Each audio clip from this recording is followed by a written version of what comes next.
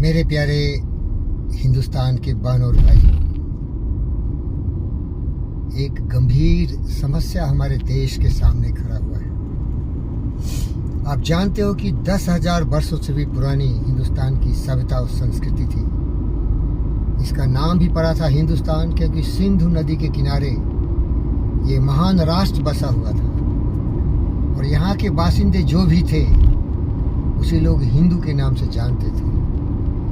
और ये लोग बहुत ही विकास किया अपने बुद्धि का, तरह तरह से इन्होंने अपने आप को समृद्ध किया, ज्ञानवान विचारवान बुद्धिमान बने, आर्यभट्ट हुए और अनेक ऐसे सुश्रुता हुए।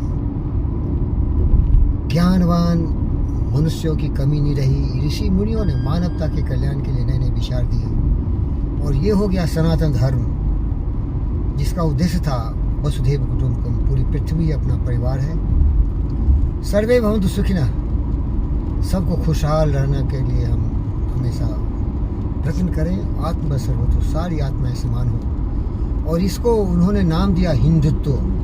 हिंदुत्व विशिष्ट गुण है सिंधु नदी के किनारे रहने वाले मनुष्यों का, नर नारियों का, और वो हिंदू के नाम से विश्वविख्यात हो गए।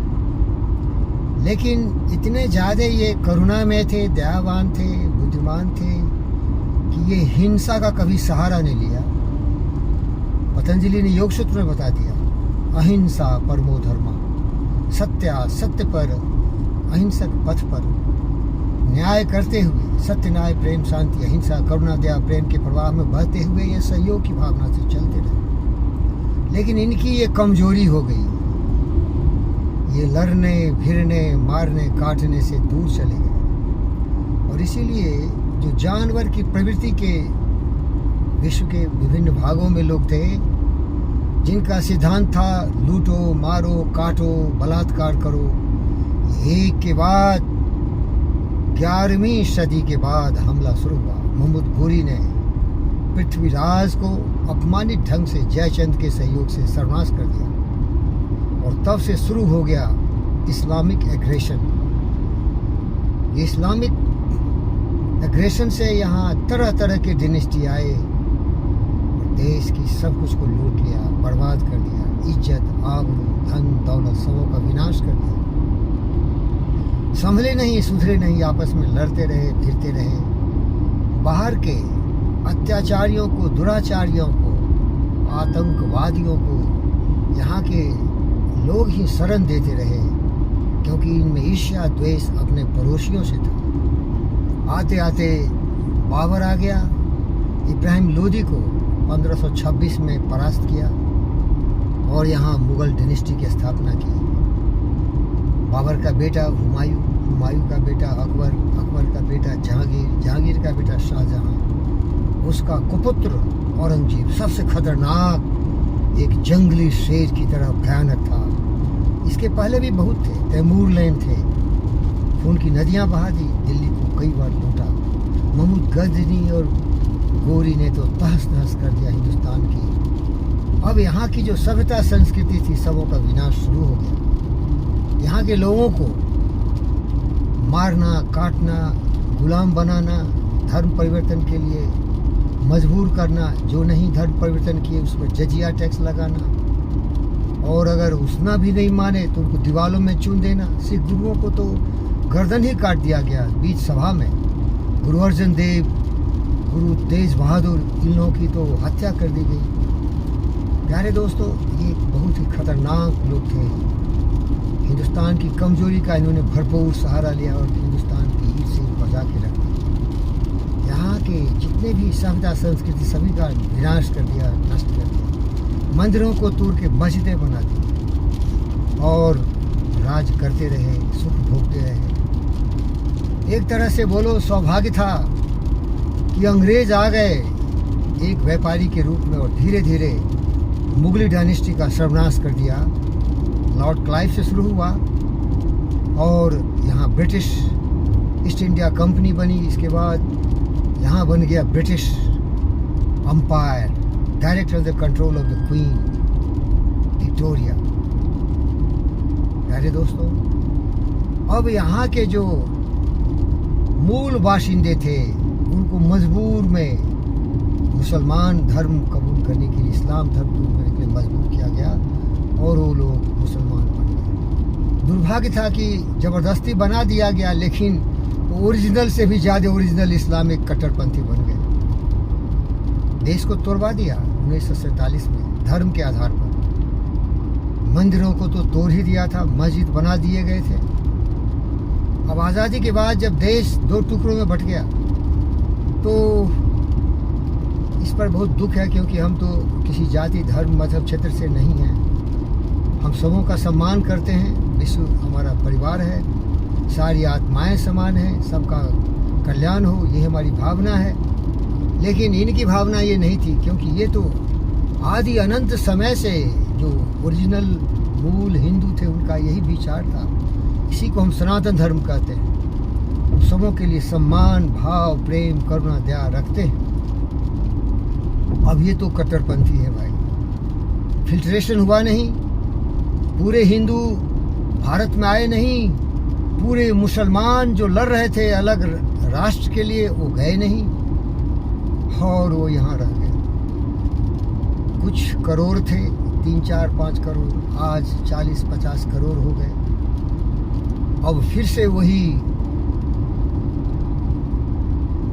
नाग नृत्य शुरू हो गया। हर जगह वो अपनी अधिकार खोजने लगे। संविधान सबों को समान अधिकार दिया, लेकिन दुर्भाग्य है कि उसमें ज़्यादा से ज़्यादा 99% लोग अपने को औरंगजेब का वंशज मानते हैं। गजबे हिंद की बात करते हैं, यहाँ फिर से मुगलिया डायनेस्टी चलाने की बात करते हैं। मैं दुखी हूँ, क्योंकि वो तो सभी हिंदुस्तानी ही थे। बाबर तो लाया नहीं था हजारों करोड़ों लोगों को पकड़ के, जब वो हमला किया था हिंदुस्तान की नगरी में, इस राष्ट्र में। अब कुछ हिंदू तत्व जगे हैं, वो चाहते हैं कि फिर से यहाँ सनातन धर्म की स्थापना हो, मंदिरों को फिर से पुनर्निर्माण किया जाए, जिस पर मस्जिद बना दिए गए थे। बाबरी मस्जिद राम मंदिर के नाम से विख्यात होने जा रहा है। अभी द्वारका में ये चल रहा है, काशी में चल रहा है। कुतुब मीनार को भी विष्णु स्तंभ बनाने की बात कर रहे हैं। ताजमहल पर भी तेजो महल कहने की बात कर रहे हैं। इससे विरोध बढ़ रहा है और मैं दुखी। इसीलिए मैं दोनों पक्षों से निवेदन करता हूँ कि आप दोनों पक्ष समझदार बनिए। आप हिंदुस्तानी हैं, आपको हिंदुस्तान भारतवर्ष से प्यार होना चाहिए, आर्यावर्त से प्यार होना चाहिए आपको, और इसीलिए ये भेदों को भूल जाइए। ये जो हमारे मुसलमान भाई बहन है वो कहाँ जाएंगे? एक बार तो तोड़ के चले गए, अब इनको यहीं रहना है। तो यही वतन है आपका, मेरे हिंदू और मुसलमान भाइयों, मिल्लत से रहिए। अगर हिंदू पक्ष चाहेंगे कि सारे मस्जिदों को तोड़ के पुनर्निर्माण किया जाए, यथास्थिति बहाल किया जाए, तो जो कट्टरपंथी मुसलमान हैं या जो साधारण मुसलमान भी हैं उनको बुरा लगेगा। वो समझें कि अल्पसंख्यक को सताया जा रहा है, लेकिन वो अब अल्पसंख्यक नहीं है। 500 करोड़ हो गए भाई, 40-50 करोड़ अल्पसंख्यक थोड़े होते हैं। तो उनको दुख होगा, तकलीफ होगा, दुखी हो जाएंगे। तो बीच का रास्ता अपनाना ही देश हित में है। इसीलिए जो समझदार हिंदुस्तानी हैं सबको सोचना चाहिए कि जो नारा दिया गया है सबका साथ, सबका विकास, सबका विकास, सबका प्रयास, उसका सही रूप से संतुलित व्यवहार किया जाए। मुसलमान भाइयों को लगे कि हिंदुस्तान उनका है, भारतवर्ष उनका है, वो यहीं रहेंगे। अगर मेरी बात मानो तो सब लोग धर्म को छोड़ दो। राष्ट्र धर्म सबसे महान होता है। देश के लिए कामयाबी की रास्ते पर चलो, पढ़ो लिखो, ज्ञानवान विचारवान बुद्धिमान बनो, और हजारों वर्ष पुरानी जो विचारधारा आपके मस्तिष्क में डाल दिया गया वो अभी सही नहीं रहा। समय के साथ परिवर्तन होता है, बदल गया दुनिया, बदल गई दुनिया। संसार में अब समय और दूरी पर नियंत्रण किया गया है। विश्व एक हो चुका है। इसीलिए सारे विश्व के लोग केवल मानव धर्म का सम्मान करें। हम सब एक हैं। पृथ्वी अपना परिवार है, सारी आत्माएं समान हैं। अहिंसा के रास्ते चल के विनाश होगा। सत्य, न्याय, प्रेम, शांति, अहिंसा, करुणा, दया, प्रेम के प्रवाह में तैरते हुए ही हम विश्व शांति की तरफ जा सकते हैं। समझाना मुश्किल है क्योंकि ज़्यादा से ज़्यादा लोग पढ़े लिखे नहीं हैं, समझदार नहीं हैं, दूसरों की बातों पर चलते हैं। अपनी बुद्धि कुंठित हो गई है, ग्रहण लग गया है, तोड़ फोड़ मार काट। अब इसका दूसरा तरीका ये है, ये प्रजातंत्र नहीं रहे भारतवर्ष, ये चाइनीज पैटर्न पर काम करे। डेमोक्रेटिक रहे, लेकिन डेमोक्रेटिक को कुछ दिन विश्राम देना चाहिए 20-30 वर्षों के लिए। और जो सचमुच देशभक्त हो, जो देश की हर जनता को अपनी माँ, बहन, बेटी, भाई समझता हो, वो यहाँ इस तरह से अनुशासन लगाए, डिसिप्लिन लगाए कि सारे इनके दिमाग की गंदगी धुल जाए, इनमें भय हो, डर हो कि थोड़ा भी उल्टा पुल्टा करेंगे। उदाहरण के लिए योगी आदित्यनाथ सही उदाहरण दे रहे हैं। बिन भय होई न प्रीत। अगर कोई जानवर हो गया है तो उसको एनेस्थेसिया दे के बेहोश कर देना चाहिए, और वो जो बेहोशी करने वाला एनेस्थेटिक है वह डिसिप्लिन। डरो और कानून का पालन करो। देश ही सब कुछ है, धर्म कुछ नहीं है। राष्ट्र धर्म ही सच्चा धर्म है। अपने पाखंडवादियों, रीति रिवाजों और विचारों पर चल के मानवता के लिए तुम शत्रु बनोगे। आतंकवाद, दहशतगर्दी पूरी दुनिया को बर्बाद कर रही है। इसका एक ही कारण है, मनुष्य सोचता नहीं, अपनी बुद्धि पर लगाम लगा दिया है और दूसरों के कहे हुए बातों पर कटने, मरने, मिटने को तैयार हो रहा है। काश ये लोग समझदार होते मेरी तरह। इनका कोई धर्म नहीं होता, इनका कोई जाति नहीं होता, इनका कोई क्षेत्र नहीं होता। ये केवल एक इंसान होते, केवल एक मनुष्य होते। इनकी दिल में करुणा होती, दया होती, प्रेम होता, स्नेह होता, भावनाएं होती मेरी तरह, गौतम सिद्धार्थ बुद्ध की तरह, तो ये पृथ्वी शांति से लबालब हो जाता। सर्वे भवन्तु सुखिनः, सर्वे सन्तु निरामयाः, सर्वभद्राणि पश्यन्तु मा कश्चित् दुःखभाग् भवेत्। सारे बहन, बेटियां, माताएं, भाई, चाचे, भतीजे, दादा सब एक है, एक परिवार के सदस्य हैं। ये बुद्धि आएगी क्या? बड़ा मुश्किल है भाई।